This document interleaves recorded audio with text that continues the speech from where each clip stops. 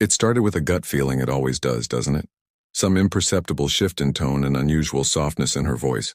When she'd say, "I'll be out for lunch with friend," the kind of softness you only notice if you've heard the sharpages before, the ones you thought you had D over years of devotion. Laura and I had been married for 8 years, of morning coffees, whispered dreams, and the silent understanding that comes from knowing someone so completely. I thought we were solid, sure. We had our disagreements, but didn't I chalked it up to the natural wear and tear of life that was before the late-night text. I accidentally saw while her phone rested on the couch beside me. Can't stop thinking about today. The message was from a number I didn't recognize. When I asked her about it, she brushed it off with a nervous laugh. "It's nothing, just a group chat. You know how girls can be." I nodded, but didn't press further that night. Lying in bed beside her, staring at the ceiling, I knew something was wrong. Something was very, very wrong. It wasn't until weeks later, when her lunch dates became more frequent and her excuses vaguer, that I decided to act. I'm not proud of it, but I went through her phone when she left it. Unattended one afternoon. The texts I found weren't suggestive, they were explicit. Her friend was someone named Eric. And judging by their exchanges, the lunch dates were far more than a quick sandwich and small talk. I felt a rush of nausea and anger, followed by a crushing wave of humiliation. My wife, my Laura, was having an affair, and it wasn't just a fling. These weren't messages of mere physical attraction.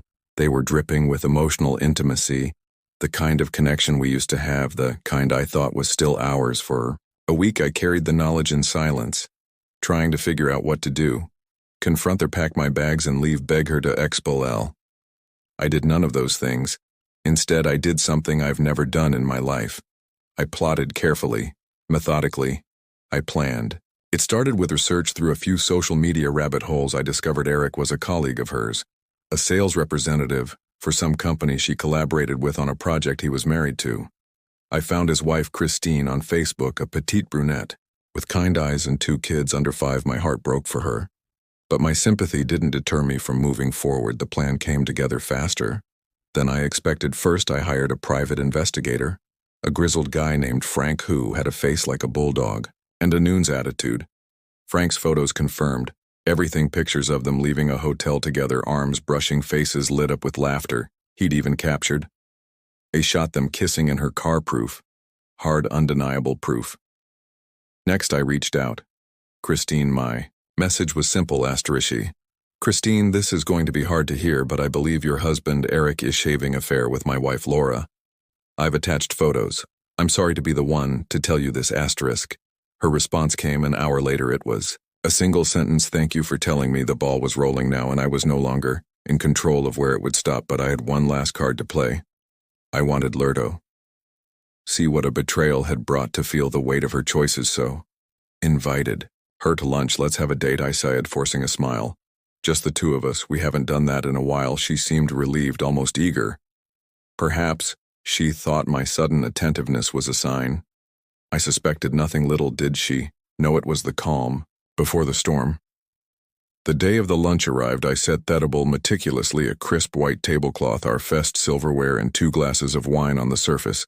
It looked like an attempt at rekindling romance. In reality, it was a stage, and the centerpiece wasn't flowers but a manila envelope filled with every damning piece of evidence Frank had gathered.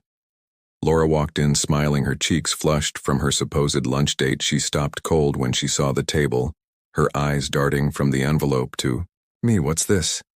she asked, her voice shaky. I didn't answer. I just gestured for her to sit reluctantly. She did, her smile now a shadow of what had been moments before. I slid the envelope across the table, opened. I said. She hesitated, then complied. Her jaw tightened as she sifted to the photos and printouts of text messages.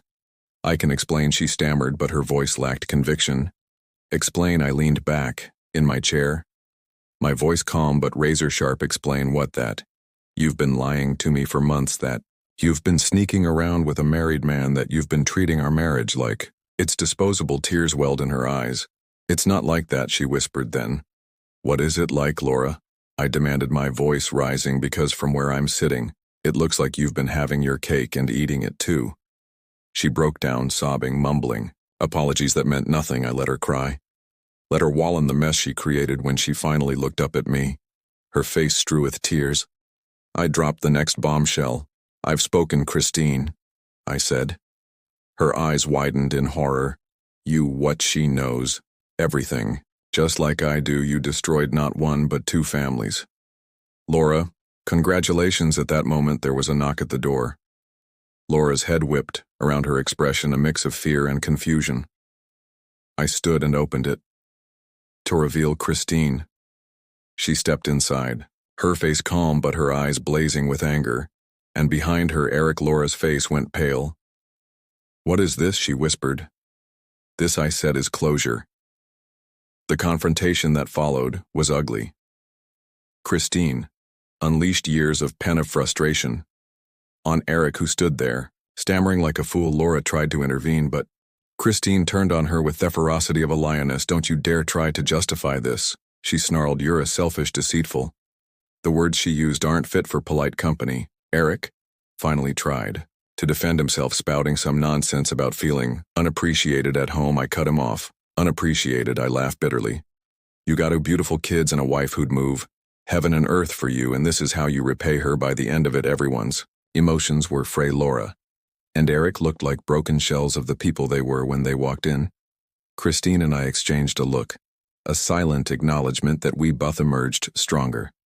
The fallout was swift. Laura packed her bags and moved out. That evening I filed for divorce. The next day, Christine did the same. Eric lost his job when Christine sent their employer copies of the evidence. Laura's reputation took a nosedive as word of the affair spread among our friends and family. They had no one to blame but themselves. As for me, I won't pretend it was easy. There were nights I cried myself to sleep, mornings when getting out of bed felt impossible, but with time the anger faded, replaced by a quiet determination to build my life. I started therapy, took up running, and reconnected with old friends. A year later, I'm happier than I've been in years. I've learned to value myself, to demand honesty and respect from the people in my life.